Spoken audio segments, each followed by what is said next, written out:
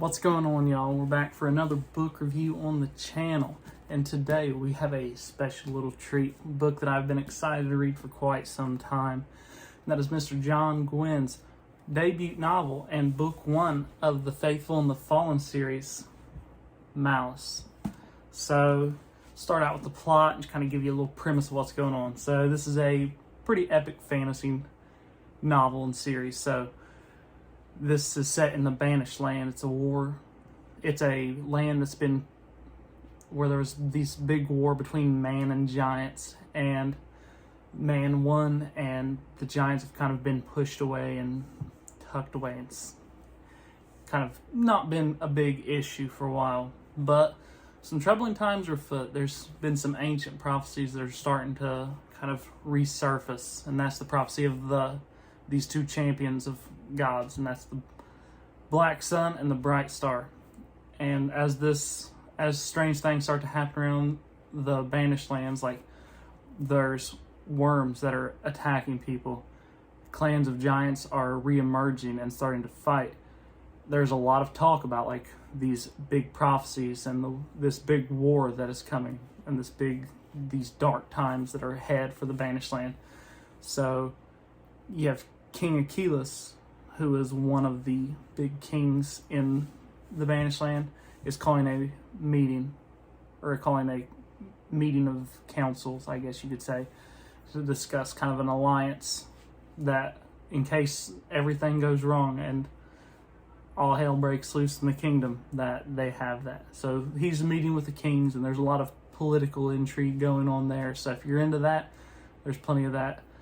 And lastly, we follow the story of a young boy by the name of Corbin, he's envious of all these warriors because he wants to grow up. He wants to be a great warrior, and he wants to defend his kingdom. But little does he know that his chance is going to come a lot sooner than he probably ever expected. So, like I said, that's kind of where you go, and you start off from there. And, pretty general fantasy stuff. So one thing I found really interesting about this is that Mr. Gwynne, he leaned into a lot of these classic fantasy tropes. So, the chosen one, the farm boy leaving home, the mentor who's always there to train our great hero, and the waiting evil. And there's another big trope that I don't want to give away just for the sake of spoilers, but there's another one of those. And somehow he leaned into these tropes that have been done a million times, but it never feels stale. They just kind of roll and just tells the story, and he does a nice spin on them that really revitalizes a lot of these classic tropes that you see time and time again. And like I said, I loved it. As I went through, I never really felt like, I've seen this 100 times. It was none of that. He kept it fresh, and he kept it good and tight. So, another big pro is that this is a 700 page, just over 600 pages, and it reads so fast. Like, it's action packed, high intensity, and like I said, you got action, you got political intrigue, you have a lot of different stories being told, a lot of different perspectives, because you get those good guy perspectives, you get bad guy perspectives. There's a lot of like black and white morality of good and evil, but at the same time, you can kind of see where things are coming from. And I don't know, this was something that I found really interesting, was just kind of getting to see those different characters when you get that over the shoulder look for those characters and kind of see what they're doing. But a lot going on, a lot of action. It reads a lot faster than a 600-page fantasy novel. And those last 200 pages, clear your calendar, because, wow. I thought early on, I was like, man, there's a lot of action, a lot of good stuff. I was enjoying reading it. I read through it a lot quicker than I expected.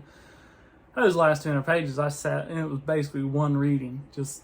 I took a break to go to the bathroom, get some food, but straight through, because it's so intense, and it became a lot more than I expected it to be. I expected just classic fantasy type stuff, but man, he went for it. And I can't believe that there's 3 more of these sized novels that I get to read through, and that's just so exciting. But those last 200 pages, just if you have something planned, cancel your plans, because you need to sit down and just go straight through, because you're not going to want to do anything else. I will say I had one con for this book, and that's just that it's overwhelming. You know, it's it's a lot. This is the first time I think I've read a fantasy novel that I was like, I don't know what's going on. I don't know who these people are. And it took me some time to kind of get used to that. And I think just that exposure to the same characters over and over again helped a lot. But I tell you, there's times I'm sure I missed so much in this book just because I was like, I don't even know who this is or where this is at or why they're here, what's going on. But yeah, that was on me. I felt like there's times I need an Excel spreadsheet, but all the big stuff I got. So it's not gonna, there's probably some good foreshadowing stuff that I missed, but I wouldn't know.